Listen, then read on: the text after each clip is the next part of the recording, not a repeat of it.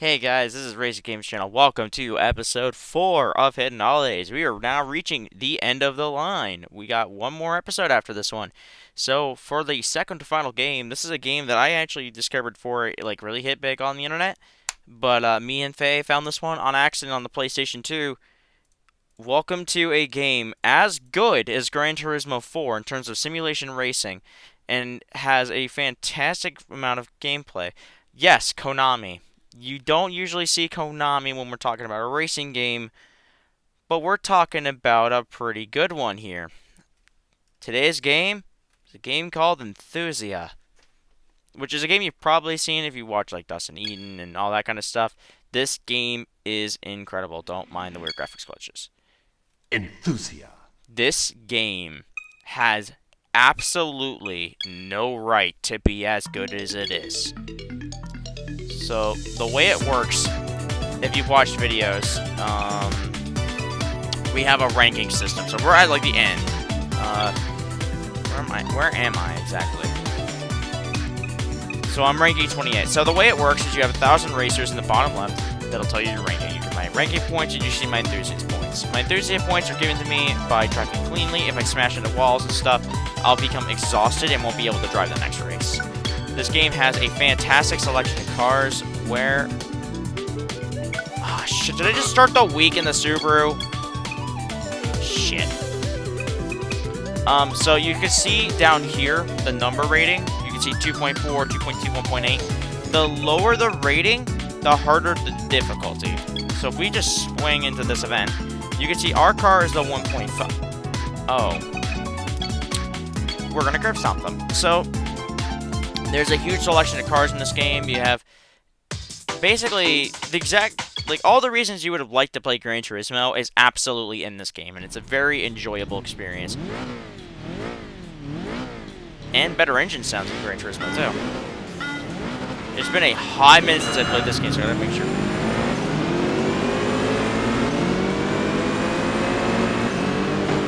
Oops. You see, because I bonked him, and I'm off-road, I'm losing. But you can see, so you can see the tires. When the tires go red, they are out of traction. So like, when your car starts to slip, the game will actually let you know. You can also see there's a G rating. You can also turn the stuff off if you do not want it, which is super cool. This game is definitely quite interesting. I'm gonna only play about, oh god, I'm gonna play a good amount of this one. I think you get the idea. The issue with Enthusia in terms of explaining why this is such a good game is that you definitely have to play it to experience it, and I don't remember what was the rear button. There may not be a rear button.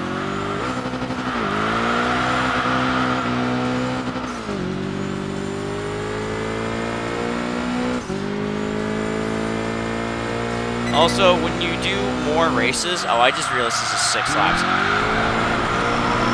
Come on. Recover. So, when you do races in certain cars, they'll level up. So, if you like... For example, if you like the WRX STI, I think I'm driving a Hawkeye. If you like this kind of car, you could just keep using it to your heart's desire. And there's so many sets of races you can do. You can do rally all the way up to, I think it's like tier 6 to tier 1. You don't need licenses like you would in Gran Turismo.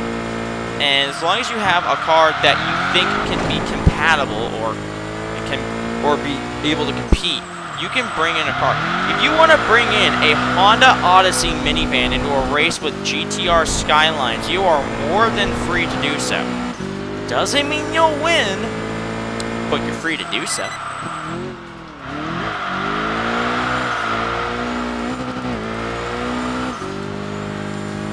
But yeah, the problem is I'm in a car that's so much faster than the competition, so there's not a lot of shit really going on. I actually may show off the tutorial, or not the tutorial, but the challenge mode, which is interesting. You have to hit the boxes at the right speed. You can't go too fast, you can't go too slow. You have to hit them at the perfect speed to maintain the perfect line. which I think does a better job of teaching you the track than like just following the driving line or the pace car in Gran Turismo 4. Being shown what speed you have to go as well as the racing line gives you a much better feel of what you're supposed to be doing. This car is so much fun to drift. Can't you tell I'm enjoying sliding out the STI?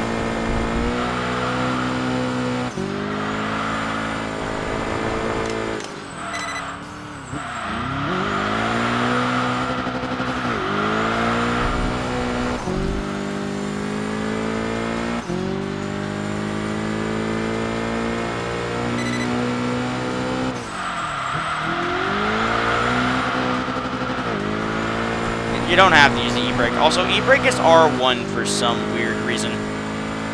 Kind of makes sense, because when you're thinking about like in a left-hand drive car, you would yank it on the right, so kind of clever, but it's a little weird. I'm not used to it.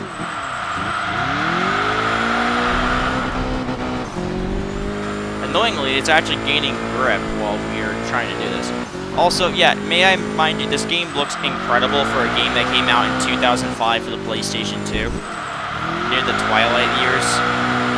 The main reason this game failed is because, well, one, Konami didn't advertise it, and secondly, this game came out, I think, about 2 months after GT4, and I think it's kind of obvious that if you're trying to make an IP at the time of racing games, like, if you look... Sorry, I had a yawn. If you look at the period of racing games where they were very successful for a lot of different companies, so like, if you look at, let's talk about the racing games golden age while I drive this Subaru. Because you know what, this car is a golden age of cool, nerdy technology. Because, you know what, I like the STI. Even though these things are unreliable, these are cool-ass cars. Nonetheless, if we go back to what I was talking about relative to the racing game golden age, a lot of companies would take off and succeed between when Gran Turismo released a game. So, like, if your game released around the time Gran Turismo did, most times it'd have to be either a 10 out of 10 or a 9 out of 10 game to be able to even compete. Certain games actually did pull off being able to compete and getting sequels. Unfortunately, the two that come to mind only got one more sequel and then they died off. That would be Midnight Club 3, and that would be Juiced. And those were both really good games from this period. Unfortunately, this game was kind of destined to fail because, you know, Konami doesn't really... They would rather make money off of $20,000 DDR dance cabinets than to make racing games. It just wasn't really in their main priority. 2005 was also around the time when they started development of Metal Gear Solid... Oh, God! Metal Gear Solid 4. Yeah, MGS4. So... a lot of the research, at least a lot of this is speculation, may I add. But if you look into the time frame of when other games from Konami were coming out, they were putting a lot of money on this game as a resume. I think about maybe 130, 140 million. I'm not exactly the exact. I'm not 100% sure of the exact number we're talking about in relativity to the budget of Enthusia. Oh God, hold it together. Shit.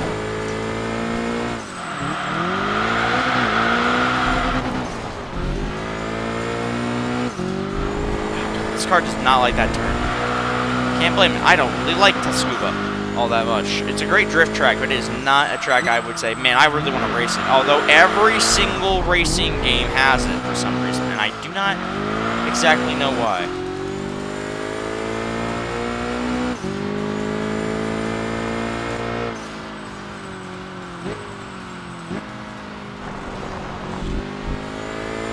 Also, I just realized there. Oh my God, there wasn't a 7th Gen Ford Thunderbird. You can see this is where it tells you, like, if you fucked up, if you went off course. It helps you basically figure out your racing line. Oh shit, I had that turned off. It figures out your racing line, and you can also read the sectors for every single lap, which is a nice touch that a lot of games in this period didn't have. So we'll exit out of this, and we'll try to find a race that's a little bit more competitive. Oh yeah, so if you do races with cars that you either own or cars you've actually raced against, you can see I have a chance to win one of these 4 machines. Of course it lands on that and not the Stratus. Ugh.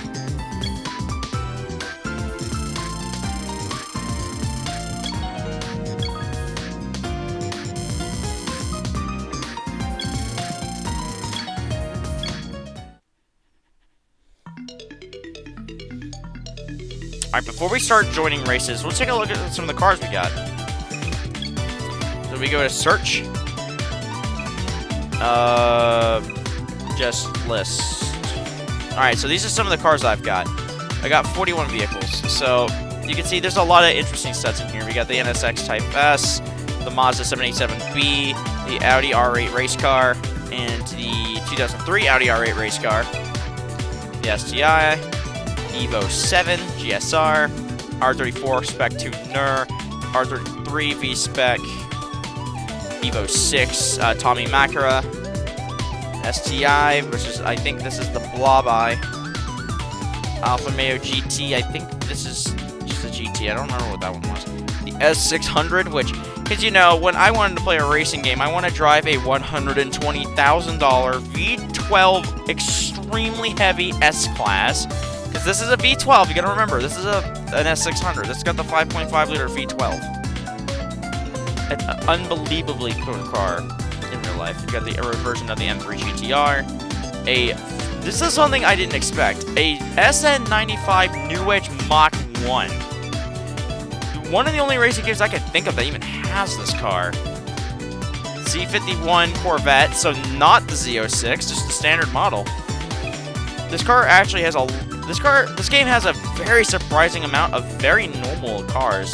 Jaguar X-Type, Toyota Sora, which is considered, which is the Lexus SC300 in the United States. The man, the myth, the meme, the Vitz. An 05 Mustang GT, which was brand new at the time. Fiat 1000 TCR, don't question, this thing is fucking cursed. It came from something, I don't remember where it's from. BMW C4, Alfa Romeo SZ, the Di Tommaso Pantera, which is another car you don't really see a lot of. It's a really good car. Lancia Rally 037, Jaguar E-Type, Nissan SEMA 450XV. Now, I feel like I should know what this is based on, because I know that, like, there's an Infinity version of this car. I know that, I just don't remember what it's from. Wait, it's got a V8? Yeah, it's got 4.4. Yeah, that's the V8. Mini Cooper S, Audi TT Quattro, Lotus Esprit S2, Mazda Cosmo, Nissan Bluebird, MGB, the Morris Mini Cooper, the Suzuki Cappuccino, which is just based, and the Honda Beat, or the vehicles, some of the vehicles I own. You got the Mitsubishi EK Wagon, we're getting the K cars now. Yeah, that's a K car. The Toyota Estima Hybrid. I don't even know why this car is in the game. It's like the same logic of having the Prius and the Gran Turismo. The Polo, the Beetle, the Fun Cargo, which is a weird like minivan hybrid, and then you got the Nissan March, or considered the Micra in the United States. And you can see there's certain cars that have high levels, like for example the Mustang's level 7. I used it a lot. For this, we're gonna run a Z51 standard Corvette. And you get to choose a color. We're gonna go torch red. We're gonna run manual. Oh god. Yeah, this game is actually really hard to get #1 ranking, and I'm still not 100% sure how to pull that off.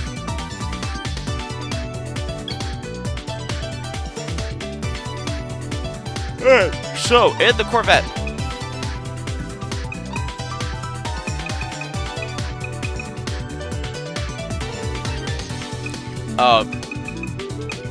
R1, this is where we want to be. Over 4,000 cc, rear-wheel drive limited, high-speed battle. You can see the events change. The events change relative to what car you're selected. Low-end steering challenge and the Tuscany circuit. I don't want to play Tuscany. Let's go with the rear-wheel drive limited race. What do we got in this event? We got an RGT, a 350Z, C3 Corvette, XGR, and a Sylvia K. A lot of these are pretty awesome cars. Alright, let's start.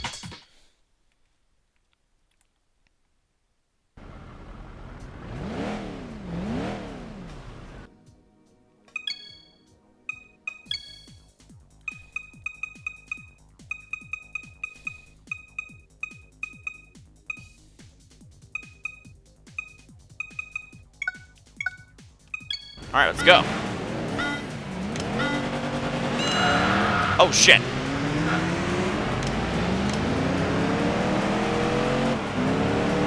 This also may be one of the only games I can remember off the top of my head, other than the weird Corvette PlayStation 2 game, that had a normal C5.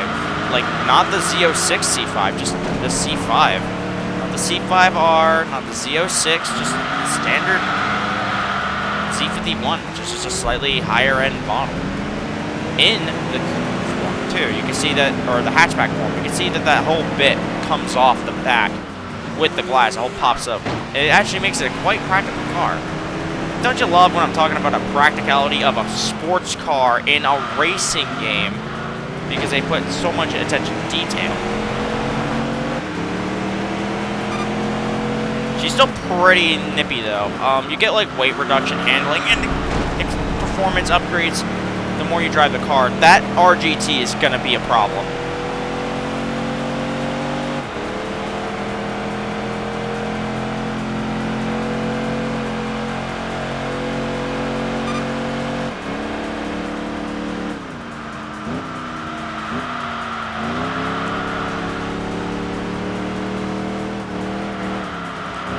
And also, I will say the tracks in this game, there's a mix of fantasy and real-life tracks.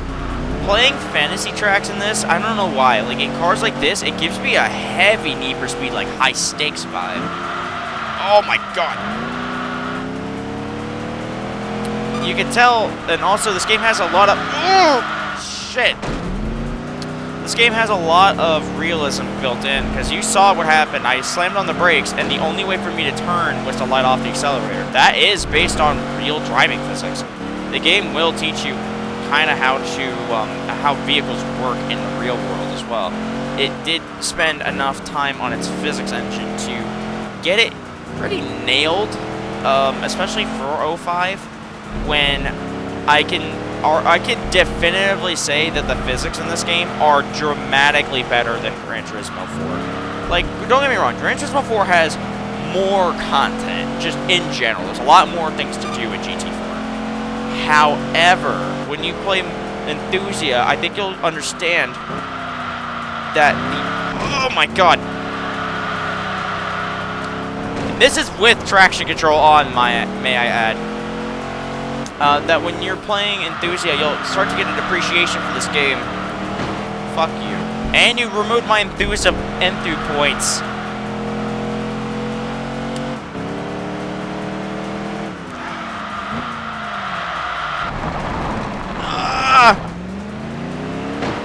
Fucker.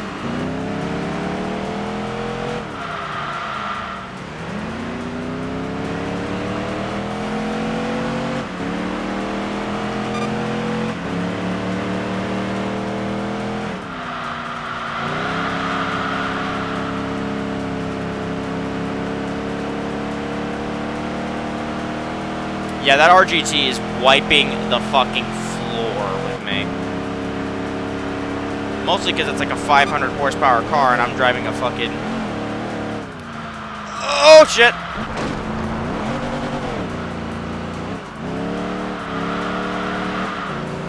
Oh, shit, I just realized the clutch. Yeah, so this game also has clutch system. Stop that!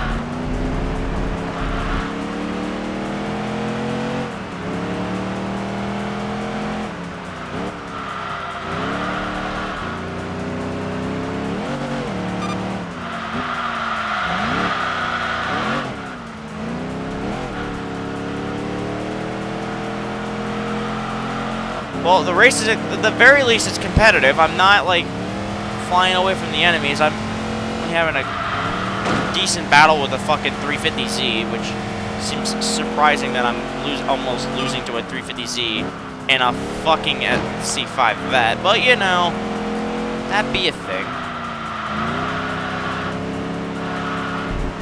I can't lose to a trumpet! No! Must not lose to trumpet. Must show American...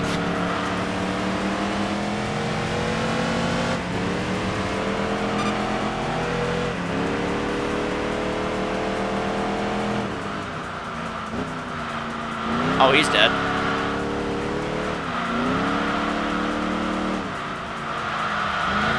Oh! You had to... that's the other thing with Gran Turismo 4 versus Enthusia. Gran Turismo 4, the driving can feel a bit samey, where if you drive a 600 horsepower car and a 900... Like, a difference between, like, a 300 horsepower car and a 900 horsepower car is slightly more grip if you have the racing soft tires. All these cars drive dramatically different. This Subaru drove completely different than the Corvette does. I bet the 350Z drives completely different than this thing does. They have their own unique feel. And you can get accustomed to certain cars. Or if you're in my case, like I played it back in 2020, I think was when I made this save. You get into a position where you own a car, and it's dramatically better than what you already own. So let's say, actually, I'll just use my experience as an example. I had, if I recall, the March. I had the Nissan March, and I got the Di Tommaso Pantera. And that car, the word handful definitely comes to mind. It wasn't undrivable, but without the upgrades, it was miserable. Unfortunately, this is actually giving me slight flashbacks to that. Even though it's just a standard 350 horsepower Corvette, it shouldn't be this uncontrollable. This game also does support steering wheels, so if you're into running an emulator with a USB attachment on, like the newer versions of the nightly build, then you should get yourself a steering wheel if you have one. Attach it to your computer, and then you can link it through USB, so you can feel this game a little bit more like it was intended.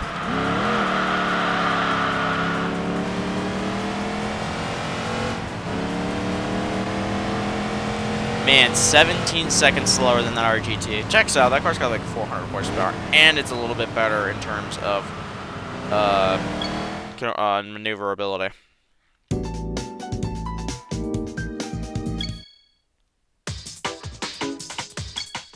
Of course, the game has a replay section, which... Please don't fuck me. Give me the RGT.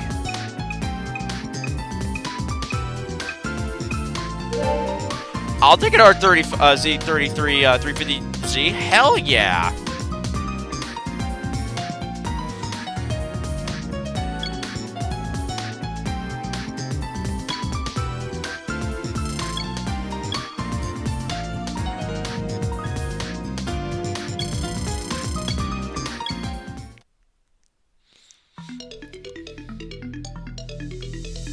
Let's switch rides.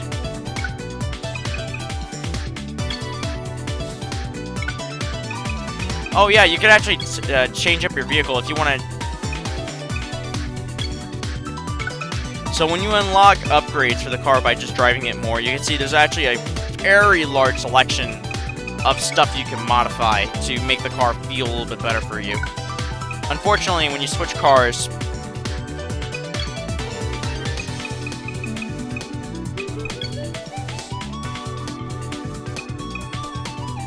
let's swap to a little bit of faster machine. I'm kind of curious to drive out that S600. It weighs a shit ton, but it is fast. Almost 500 horsepower.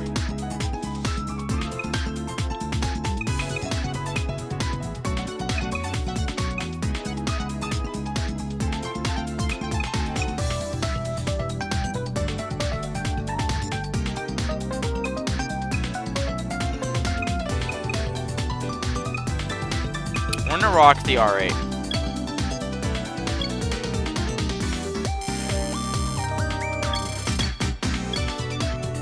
Alright. We'll do some high-speed races, and I think we should call it a day.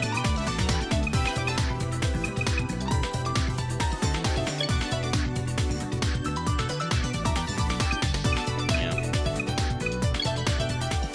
Ooh, we might actually have a chance to get the McLaren F1 LM GTR. That'd be kind of sick.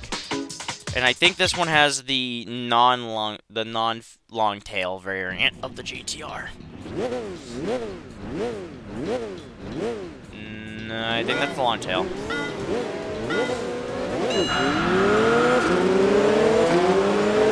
No, that is not the normal version of the GTR. Jesus. After driving the Corvette, this thing is a little bit of a shell shock.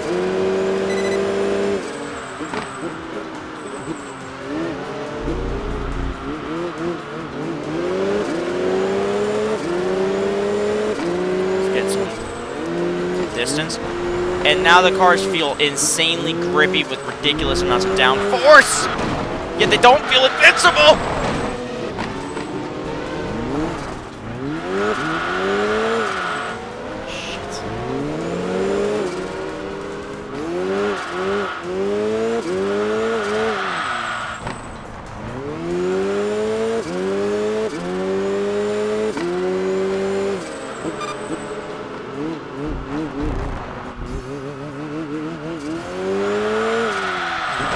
Damn it!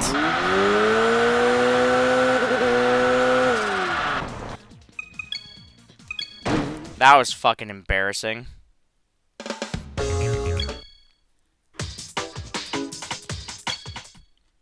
You know, honestly, I kind of deserved that for thinking going to Tuscaba was a good idea.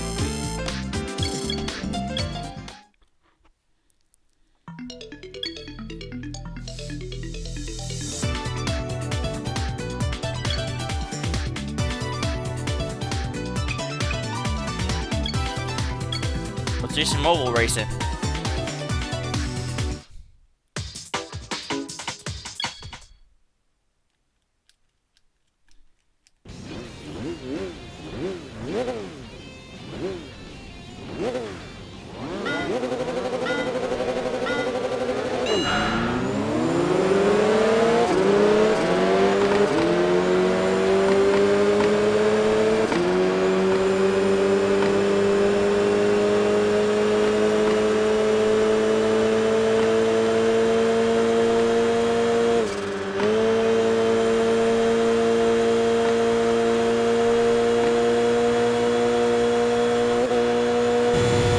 I still don't think there's a rear view camera. That's kind of annoying.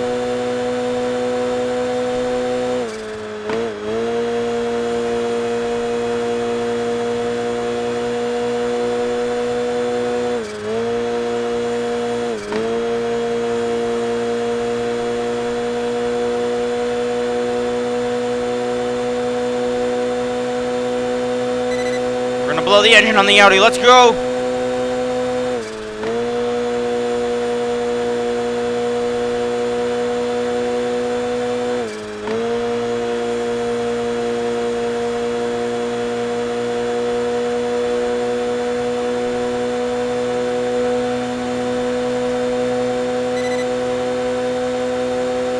Don't mind the weird rendering issues. That's just something that kind of happens with these games when you upscale them sometimes. The emulators don't 100% understand what they're doing, so it can cause weird visual bugs. Because the physics engine and the games engine itself can't render at these resolutions without causing some sort of weird texture issues, or sometimes textures won't load in right. There's a weird slew of issues that can occur from that.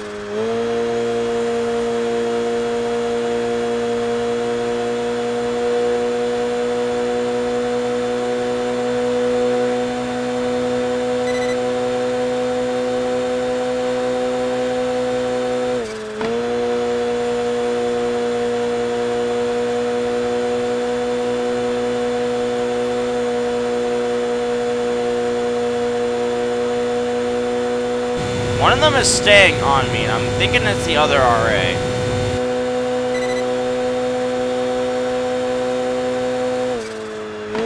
Yeah, it is. This game's got some pretty intense motion blur. But it's not the motion blur you're used to. Normally they'll just blur up the whole screen, but you can see that the whole screen line is fine. It's extreme side issues, side angles on your peripheral vision that it blurs. And it only does it in the bumper view. He is getting on me.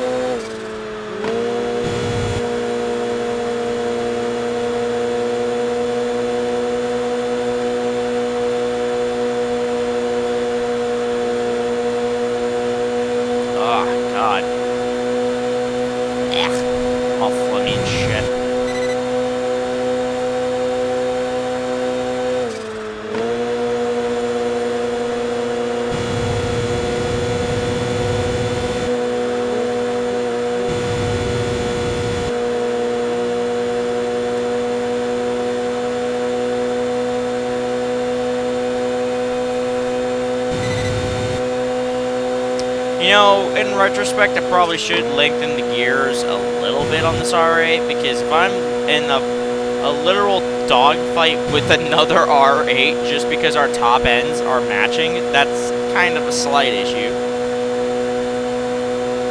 But I'll be honest, I haven't actually played Enthusia in a hot minute. It's one of those kinds of games that when you beat it the first time, you have to figure out what you want to play it, how you want to play it the next time to actually get more enjoyment out of it. It's kind of like Gran Turismo 4. When you 100% that game, if you're able to play it again, then good for you, man, because I've had issues trying to figure out what to do with Gran Turismo 4 and 3 after you beat them. Like, how to spice up the gameplay loop. Like, the challenges you see on, like, Dustin Eaton's channel is a really good example. If you know what you're doing, you can get more content out of those games. I don't like that it's lap 8 and he's gaining.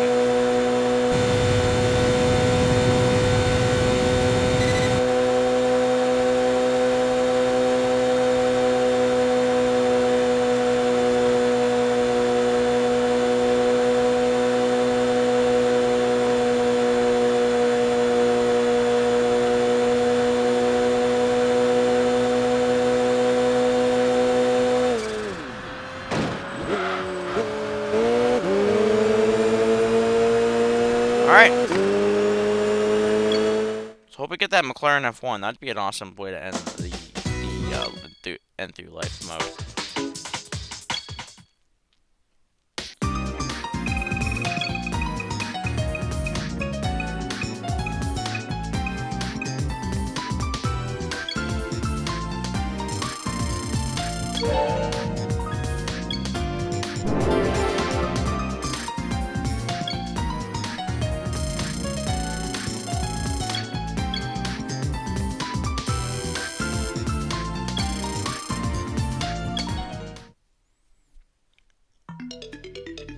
Alright, so now we're gonna pop out of this mode. Oh.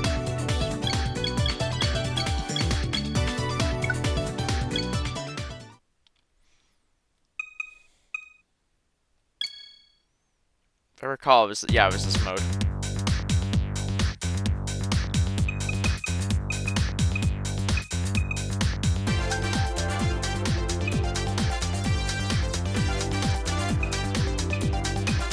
Oh, I didn't ace everything?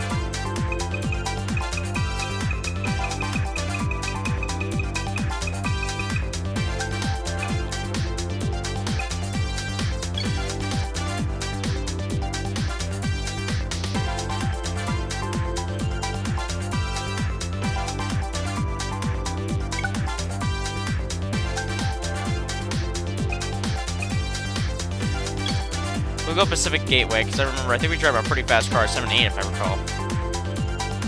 Oh god, no, we drive the Mustang.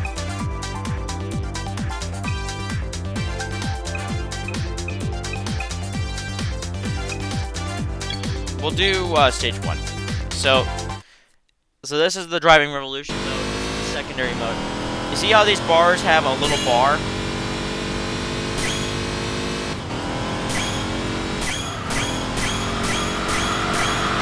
Ugh. Also, fun touch, if you pause, you can see the cars turn on their hazards, which is kind of cute. But you can see the bar has to be at a certain level. Shit. But it's pretty much like the tutorials and stuff from Gran Turismo, but instead of it being forced through the career mode, it's optional.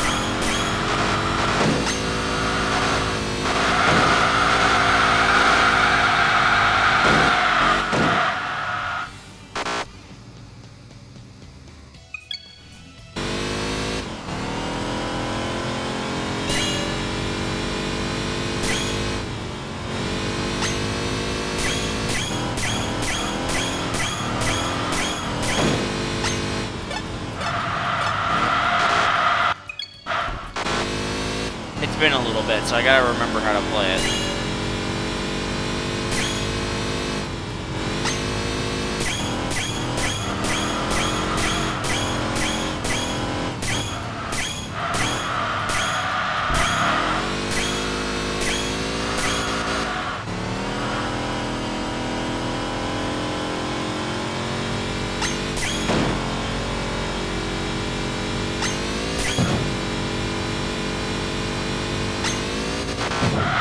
Oh, Jesus.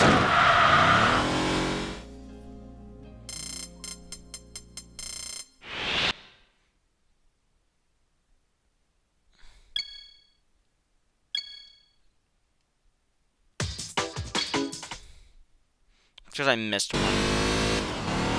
The final one, of course, I missed it. So it's all about maintaining momentum in this mode.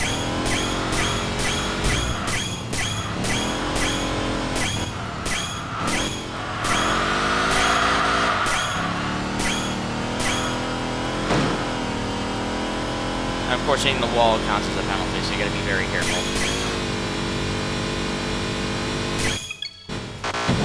You can't see those checkpoints.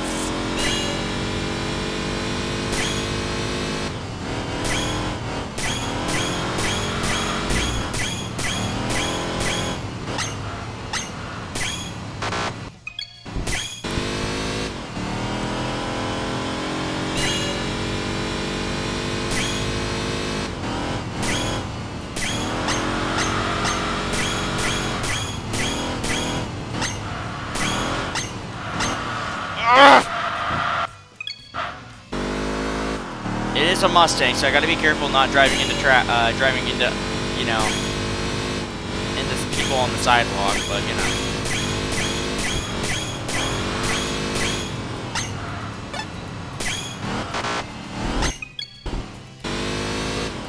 Man, I just wanna ace this and then call it good, because I feel like it shows off some of my skill, and it also shows that it's actually fun to play.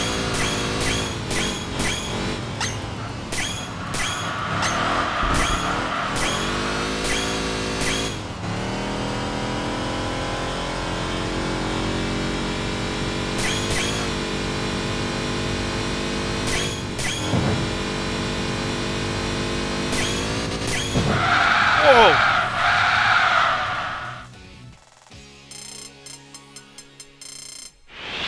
S rank. Let's go.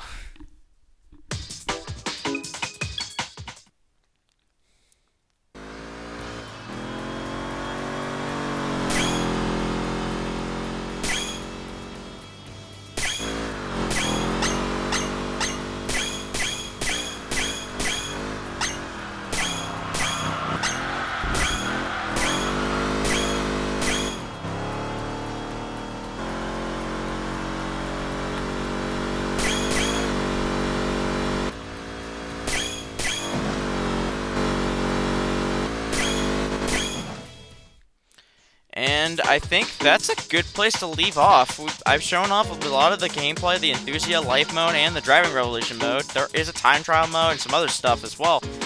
But I think that is most of what you would be wanting to see. If you guys like this kind of content, well, first of all, if you ever have the opportunity to play Enthusia, do it. This game is not that expensive. It's about maybe $10 to $15 in box, in good condition for the PlayStation 2. It is not a very wanted game. It's a very good game as well. So, if you ever get the opportunity to play, just try to, or just emulate it like I did. If you like this kind of content, make sure to like, comment, and subscribe. We are heading into the final episode, my favorite Hidden Gems series, and guess what? It may involve some supersonic motorcycles. I'll see you guys next time.